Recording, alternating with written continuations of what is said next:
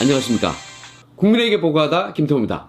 오늘은 유재수의 입을 여는 방법, 이제 청와대로 가자, 이러한 소재로 방송을 하겠습니다. 여러분, 김태호TV 구독자 50만 프로젝트 얼마 남지 않았습니다. 구독 안 하신 분들께서는 빨간색 구독 버튼 한번 클릭 부탁드리겠습니다. 여러분, 오늘 방송 소재 어떻습니까? 이거 제목만 봐도 흥분되지 않습니까? 유재수가 입을 열면요, 청와대로 갈 수 있습니다. 지금부터 저와 함께 살펴보겠습니다. 일단 유재수의 입을 열려면요, 선택지가 있어야 합니다. 우리가 수사를 할 때 피의자를 소환해서 조사를 할 때요, 이 사람이 자백을 할 수도 있고 부인을 할 수도 있습니다. 어떻게 될지 몰라요.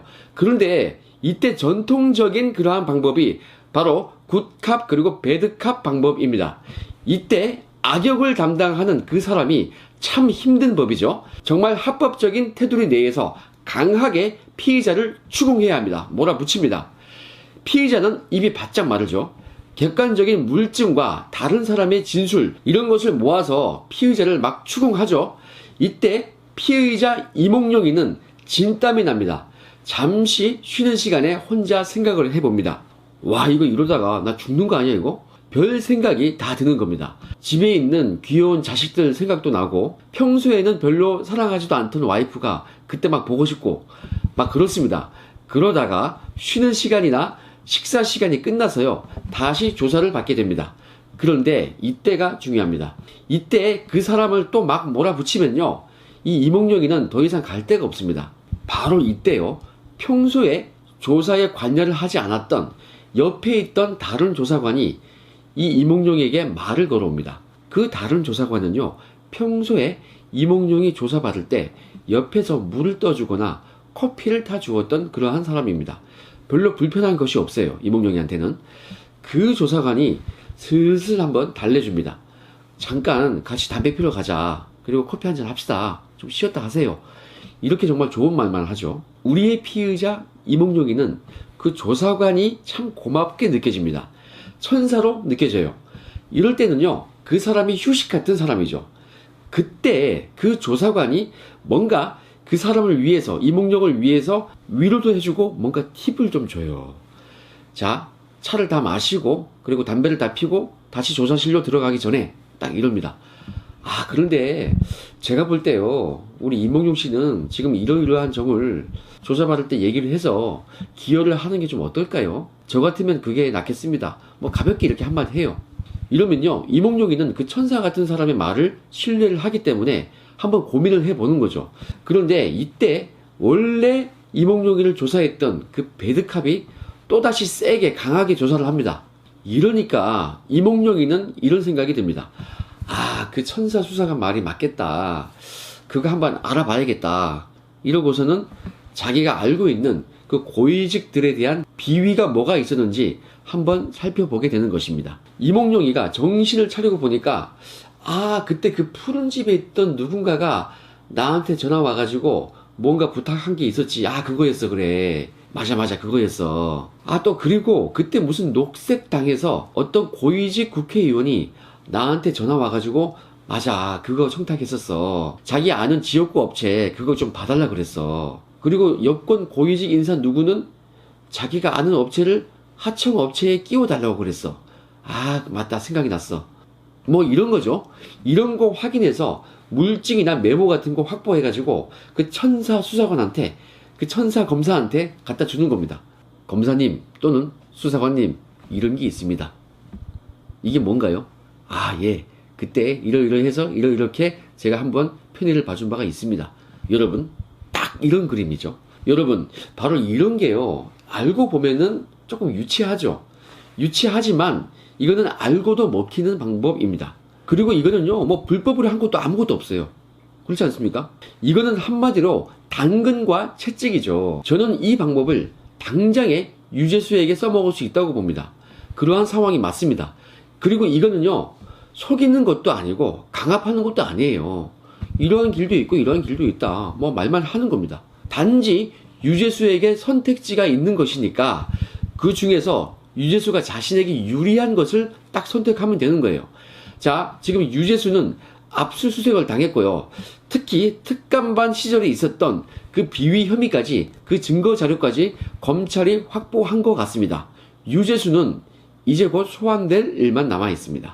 그런데 지금 유재수에게는 굿캅, 배드캅 이런 조사관들이 어떠한 역할을 하는지, 이거보다는요 그러한 상황이 중요한 것입니다. 불리한 상황과 유리한 상황, 이것이 중요한 거죠. 바로 그러한 상황이 이몽룡에게 다가왔던 굿캅과 배드캅의 역할을 하는 것입니다.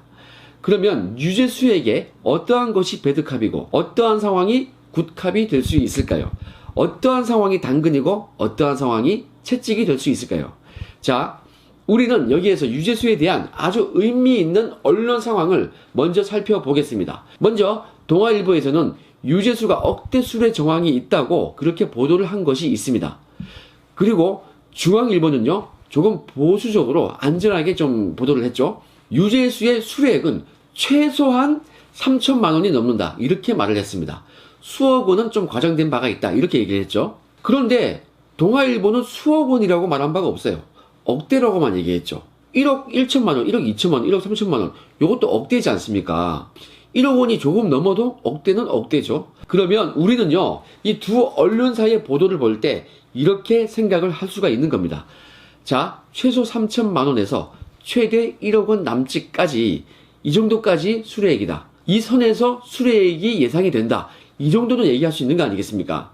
자, 수뢰액이 3천만 원일 수도 있고 5천만 원일 수도 있고 1억 원이 될 수도 있는 것입니다.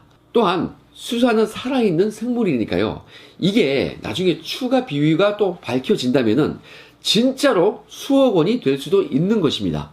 자, 언론사들의 보도에 따르면 압수수색 영장에 적시된 유재수의 혐의는요 특정범죄, 가중처벌 등에 관한 법률입니다. 이 특가법상의 뇌물수수 혐의입니다.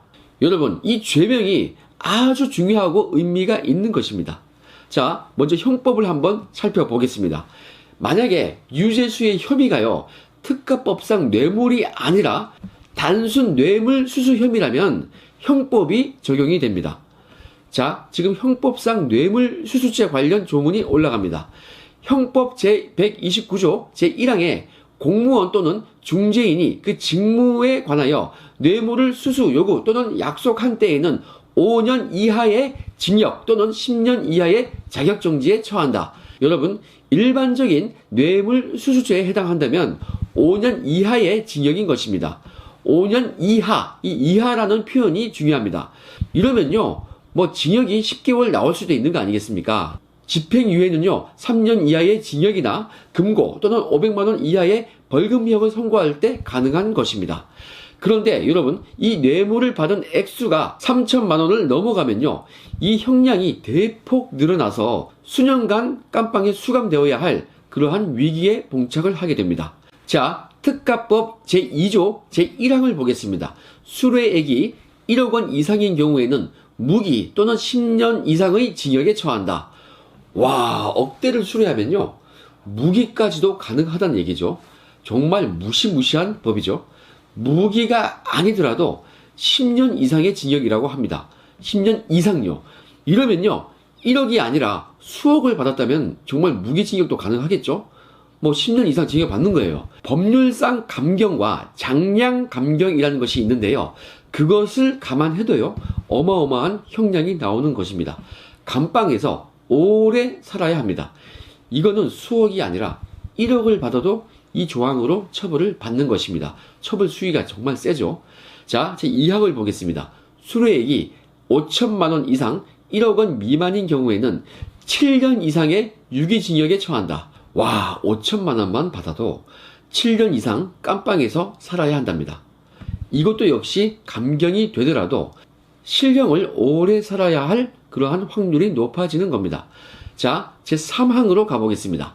수뢰액이 3천만 원 이상 5천만 원 미만인 경우에는요 5년 이상의 유기징역에 처한다. 이거 3천만 원만 딱 받아도요 5년 이상이라고 합니다.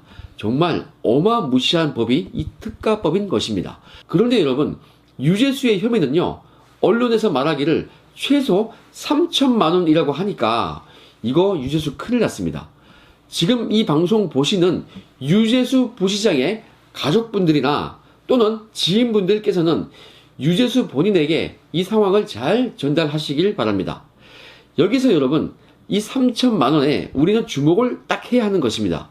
이게 만 원만 빠져도요, 2,999만 원, 요것만 되어도 5년 이하의 징역이라서 집행유예도 가능하지 않습니까? 만 원 차이 가지고 특가법이 적용될 수도 있고 일반 형법이 적용될 수도 있는 것입니다. 극단적으로 제가 예를 들은 거죠. 자, 특가법으로 처벌받는 거, 그리고 형법으로 처벌받는 거, 이거는 정말 하늘과 땅 차이죠. 여러분, 이쯤 되면요, 여러분들께서는 제가 드리는 말씀을 조금 눈치채셨습니까? 유재수를 기소할 때요, 이 특가법을 적용받게 되는 것이 바로 배드캅적인 상황이고요, 일반 형법을 적용받게 되는 것이 바로 굿캅인 상황인 것입니다. 일반 술액죄를 적용받으면 숨통이 그나마 트이는 거죠. 그래서 지금 유재수는요, 검찰한테 정말 수사를 잘 협조해야 하는 상황입니다. 이거 검찰 조사 받을 때요, 함부로 부인하면 큰일 납니다. 자, 이럴 때는요, 유재수에게 정말 최선의 방법이 하나 있습니다. 여러분, 제가 조국 선생한테 좋은 방법을 조언을 여러 번 했는데 끝까지 안 듣고 버티다가 지금 어떻게 됐습니까? 유재수 부시장은 지금 제 말을 흘려 들으면 안 됩니다. 자, 유재수 부시장님, 제 말 정말 귀담아 들으세요. 진심으로 조언을 드립니다. 조국 선생, 제가 그렇게 조언을 했는데 안 듣다가 어떻게 됐습니까? 지금 난리가 났죠. 그러니까 정말로 제 말을 들으세요. 그게 당신만을 생각할 때에는 가장 좋은 그러한 그림입니다. 잘 들으세요. 제가 지금부터 그걸 설명드리겠습니다. 유재수 씨, 지금 얼마나 심적으로 고통스러우십니까?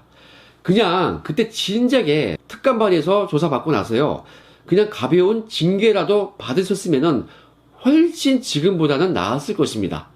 후회 많이 되시죠? 자, 지금 상황에서는 검찰 수사에요, 정말로 최대한 많이 협조를 해야 합니다. 당신이 그때 감찰을 받았을 때요, 스스로 확인했지 않습니까? 당신이 스스로 무엇을 잘못했는지 알고 있습니다, 분명히. 그래서 더욱 그 당시에 무서웠겠죠. 정권 실세들과 정말 친하니까, 그리고 본인 자체도 정권 실세니까 제가 보기에는 분명히 우리 유재수 씨가 구명운동을 했을 것입니다. 유재수 씨, 그걸 말해야 됩니다. 역사적으로 그 당시에 실제 있었던 사실 그대로를 모두 털어놓으십시오. 그게 살 길이에요. 제 말 딱 들으세요, 정말. 당신은 지금 특가법을 적용받을지 일반 형법을 적용받을지 그 기로에 딱 서 있습니다. 이럴 때에는요, 그냥 있는 사실대로를 검찰에다가 얘기하십시오. 그때 누구에게 구명을 요청했습니까? 누구에게 전화를 했습니까? 그것을 사실대로 다 말을 하세요. 당신은 분명히 알고 있습니다. 지금요, 청와대 그리고 여권에서 유재수 씨한테 해줄 것이 아무것도 없습니다. 왠지 아십니까? 검찰과 지금 대척점에 있는 모양새인데 검찰이 당신에게 중요한 거예요. 잘 보이려면 검찰이 잘 보여야지 청와대에 잘 보여서는 아무것도 득될 것이 없습니다. 이것을 명심하세요. 말씀을 하십시오. 정치인이었습니까? 조국의 상관이었습니까? 아니면은 우리가 짐작하는 그분입니까? 그거 정말 솔직하게 말씀하시면요, 어쩌면 당신은 숨통이 트일 수도 있는 것입니다. 저의 말대로 한번 해보십시오. 일단 검찰 수사에 적극 협조를 하십시오. 그리고 혹시 종교가 있으시면요, 밤새 회개하고 기도를 한번 해보십시오. 그러면요, 어쩌면요, 당신의 수뢰액이 나중에 정확히 산정해보니까 3천만 원이 안 돼? 2,999만 원이야. 이렇게 될 수도 있는 것입니다. 자, 그러면은 유재수 씨가 그렇게 솔직히 털어놓고 최대한 검찰에 협조하면요, 당신은 살 수 있는 것입니다. 사랑하는 가족과도 오래오래 같이 지낼 수 있는 것입니다. 자, 이거요, 제가 유재수 씨와 그 가족분들에게 진심으로 조언을 하는 것입니다. 제가 장난하는 거 아닙니다. 누구에게 구명 로비를 했고 실제로 누가 도와준 것인지 본인은 알고 있으니까 죄다 말씀을 하세요. 그와 연루된 사람이 여러 명이면 모두 말을 하십시오. 그리고 또 있습니다. 그러한 상황에서 당신을 차관복급인 민주당 수석 전문위원으로 앉혀준 사람이 누구였습니까? 그리고 부산시 부시장으로 앉혀준 그 사람은 또 누구였습니까? 무엇보다 우리 국민들이 궁금해할 것입니다. 우리 국민들은요, 이러한 사실에 대해서 국가의 주인으로서 알 권리가 있습니다. 모두 사실대로 밝혀주시기 바랍니다. 여러분, 어떻게 보셨습니까? 우리의 이몽룡이 사실대로 말을 할 것 같습니까? 그 길만이 살 수 있는 딱 유일한 길인데, 유재수 씨가 제대로 판단을 했으면 좋겠습니다. 자, 모든 진실이 밝혀져서 청와대로 우리가 딱 진격할 수 있는 그날을 딱 기대하면서요, 오늘 방송은 여기까지 하겠습니다. 따뜻한 하루 되십시오. 감사합니다.